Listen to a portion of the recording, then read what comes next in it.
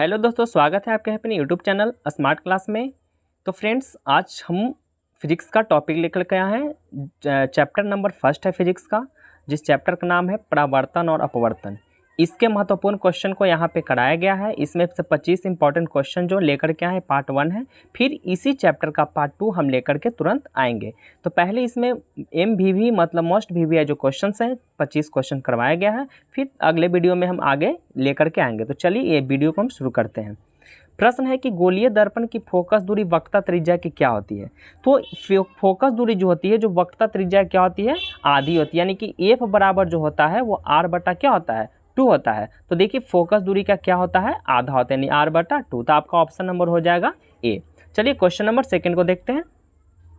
Question second है, solar cooker में व्यवहार किया जाता है। तो सोलर कुकर में कौन सा दर्पण का प्रयोग होता है। सोलर कुकर में लेंस अगर ऑप्शन में दे दो तो लेंस नहीं मारना है, क्योंकि सोलर कुकर में दर्पण का उपयोग होता है, ना ही कि लेंस का।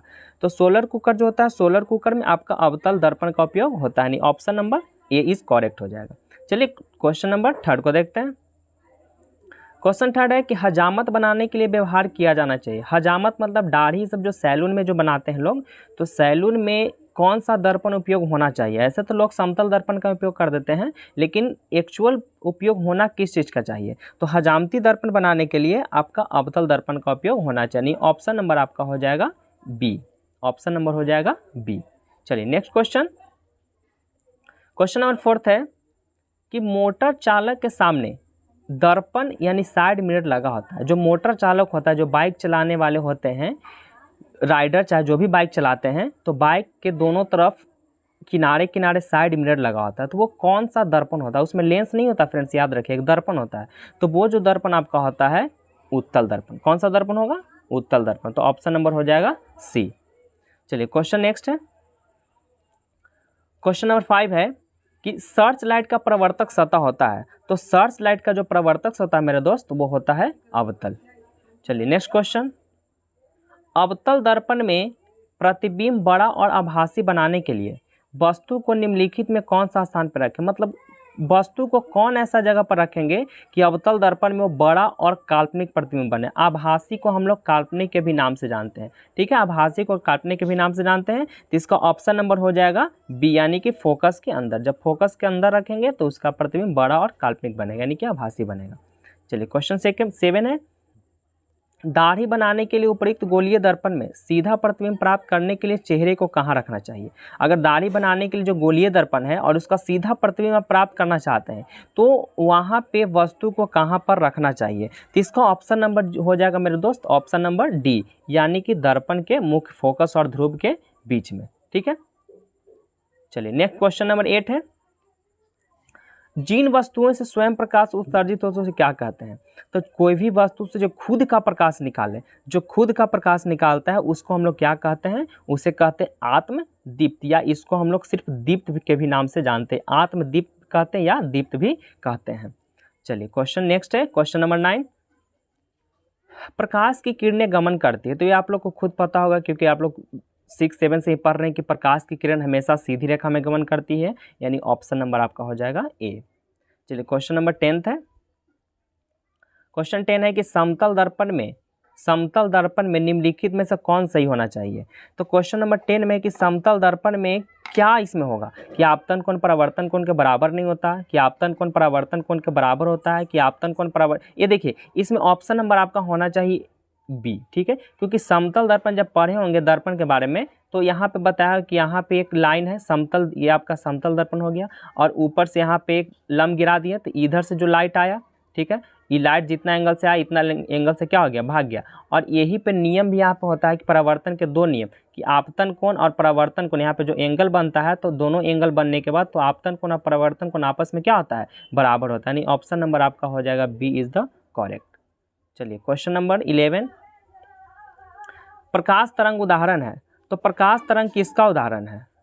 तो प्रकाश तरंग के लिए आपका बेहतर उदाहरण कौन सा हो जाएगा मेरे दोस्त, वो है तो है विद्युत चुंबकीय तरंग, यानी ऑप्शन नंबर आपका हो जाएगा बी।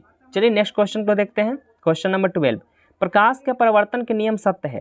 प्रकाश का परिवर्तन कौन नियम के लिए सत्य है? प्रकाश का परिवर्तन किस में सत्य होता है? तो प्रकाश का जो परिवर्तन होता है, जितना भी परावर्तक सतह रहेगा, परावर्तक सतह मतलब लौट करके प्रकाश टकरा करके चल जाए, उस पर प्रकाश का परिवर्तन क्या हो जाएगा? आपका सही हो जाएगा। ठीक है, नहीं, ऑप्शन नंबर ए हो जाएगा डी। चलिए क्वेश्चन नंबर नेक्स्ट देखते हैं।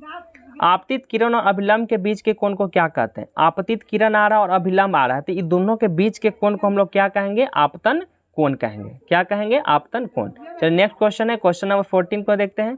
परावर्तन के नियम से निम्नलिखित में कौन सही होगा? तो परावर्तन के नियम से क्या होता है कि आपतन कोण और परावर्तन कोण दोनों आपस में क्या होते हैं फ्रेंड्स? बराबर होते हैं, यानी क्वेश्चन नंबर 14 हो गया। चलिए क्वेश्चन नंबर 15 को देखते हैं।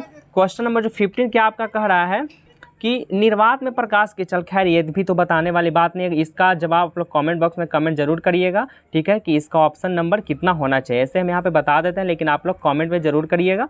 ठीक है, तो निर्वात में जो प्रकाश की चाल होता है 3 × 10⁸ मीटर प्रति सेकेंड। देखिए ऑप्शन में कितना दिया हुआ है, सेंटीमीटर भी है, mm भी दिया हुआ है, किलोमीटर प्रति सेकेंड है, लेकिन इसका जो एक्चुअल जो आंसर होगा 3 × 10⁸ मीटर प्रति सेकेंड। चलिए क्वेश्चन नंबर 16 देखते हैं। समतल दर्पण द्वारा बना प्रतिबिंब हमेशा, तो समतल दर्पण से जितना भी प्रतिबिंब बनता है वो हमेशा फ्रेंड्स काल्पनिक होता है, यानी कि आभासी होता है, क्योंकि काल्पनिक को हम लोग आभासी के भी नाम से जानते हैं। चलिए क्वेश्चन नंबर 17 काल्पनिक प्रतिबिंब हमेशा, तो देखिए काल्पनिक प्रतिबिंब हमेशा ही क्या होता है? सीधा होता है। ठीक है ना, काल्पनिक प्रतिबिंब हमेशा सीधा होता है और वास्तविक प्रतिबिंब हमेशा उल्टा होता है। तो काल्पनिक प्रतिबिंब पूछा तो हो जाएगा आपका ऑप्शन नंबर ए। चलिए क्वेश्चन 18 है। किसी वस्तु का आवर्धित काल्पनिक प्रतिबिंब बनता है, कोई भी वस्तु है तो उसका काल्पनिक प्रतिबिंब बनता है, तो कौन दर्पण से वो बन सकता है? इसका आंसर हो जाएगा ऑप्शन नंबर ए, यानी कि अवतल दर्पण से। चलिए क्वेश्चन नंबर 19, निम्नलिखित में किस दर्पण द्वारा किसी वस्तु का आभासी प्रतिबिंब प्राप्त किया जा सकता है? ये तो खैर आप लोग खुद अब बता देंगे, क्योंकि ये आप लोग को खुद पता होगा कि इसमें से कौन सा ऐसा जो है दर्पण है, कौन दर्पण द्वारा आभासी प्रतिबिंब बना सकता है? आभासी मतलब काल्पनिक प्रतिबिंब बना सकता है। तो काल्पनिक प्रतिबिंब बनाने के लिए मेरे दोस्त इसमें से तीनों का तीनों दर्पण काम करेगा, यानी कि तीनों केवल दर्पण समतल क्या दिया? केवल समतल दर्पण में, केवल अवतल दर्पण में, कि केवल उत्तल दर्पण में? लेकिन केवल हो गया तो फ्रेंड्स यहाँ पे हो जाएगा आपका तीनों दर्पण में। केवल का यहाँ कोई वैल्यू नहीं, क्योंकि तीनों दर्पण में आपका एक्चुअल होता है सही, यानी तीनों दर्पण में आभासी प्रतिबिंब प्राप्त किया जा सकता है। ठीक है, चलिए क्वेश्चन नंबर नेक्स्ट देखते हैं 20। किसी बिंब का अवतल दर्पण में बने प्रतिबिंब के दर्पण के ध्रुव से प्रतिबिंब की दूरी कितनी होती है? तो जिसका जो प्रतिबिंब की दूरी होती है वो 2f के बराबर होता है। ठीक है ना, ऑप्शन नंबर हो जाएगा बी। चलिए नेक्स्ट क्वेश्चन देखते हैं। निम्नलिखित में से किस दर्पण द्वारा किसी वस्तु का वास्तविक प्रतिबिंब मिल सकता है? देखिए मिल सकता है, कौन सा दर्पण द्वारा सिर्फ और सिर्फ वास्तविक प्रतिबिंब मिल सकता है? ठीक है, तो वास्तविक प्रतिबिंब जो मिलेगा वो आपका अवतल दर्पण द्वारा होता है, और काल्पनिक प्रतिबिंब तीनों से प्राप्त हो सकता है, लेकिन वास्तविक जो रहेगा इनमें से अवतल दर्पण द्वारा प्राप्त होगा। चलिए नेक्स्ट क्वेश्चन देखते हैं। और फ्रेंड्स अगर वीडियो अच्छी लग रही हो तो वीडियो को जरूर लाइक करिएगा, और चैनल पे पहली बार है तो इसको सब्सक्राइब भी जरूर कर लीजिएगा, ताकि ये वीडियो आप लोग के पास मतलब मिले, और आप लोग नोटिफिकेशन भी ऑन रखिएगा, ताकि नोटिफिकेशन जब आप लोग के पास जाए तो आप लोग इसको पढ़ सके।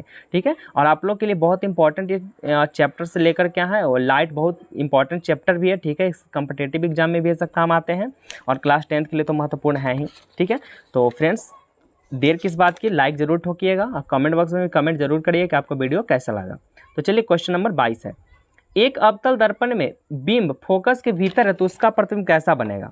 तो इसका जो प्रतिबिंब बनेगा, अगर कोई दर्पण है जो फोकस के अंदर है, तो जो फोकस के अंदर है तो उसका प्रतिबिंब काल्पनिक और आवर्धित होगा। काल्पनिक और क्या हो जाएगा? आवर्धित, यानी ऑप्शन नंबर बी। चलिए नेक्स्ट क्वेश्चन है।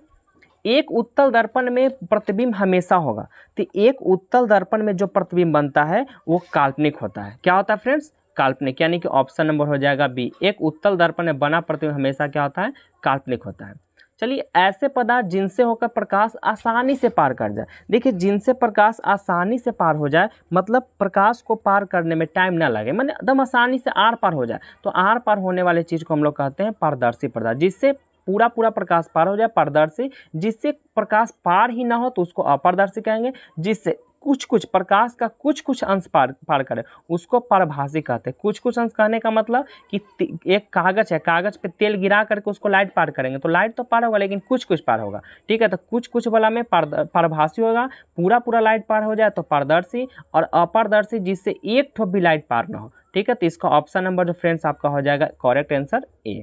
चलिए नेक्स्ट है और लास्ट है, चलिए क्वेश्चन लास्ट है कि प्रकाश का परिवर्तन होता है, तो प्रकाश का जो परिवर्तन होता है इसमें से किस पे काम करेगा बताइए। तो प्रकाश का जो परिवर्तन है वो परावर्तित किरण और दर्पण की सतह पर खींचे गए अभिलंब के बीच के कोण को कहते हैं, ठीक है। यानी ऑप्शन नंबर आपका हो जाएगा डी। तो फ्रेंड्स यही था आप लोग का 25 महत्वपूर्ण क्वेश्चन, और इसमें ये मत समझिए कि इतना ही क्वेश्चन है, क्वेश्चन फिर पार्ट 2 लेकर के आएंगे। ये आपका पार्ट 1 था, पार्ट 2 हम लेकर के आएंगे। तो तब तक फ्रेंड्स इसको रिवीजन करिए।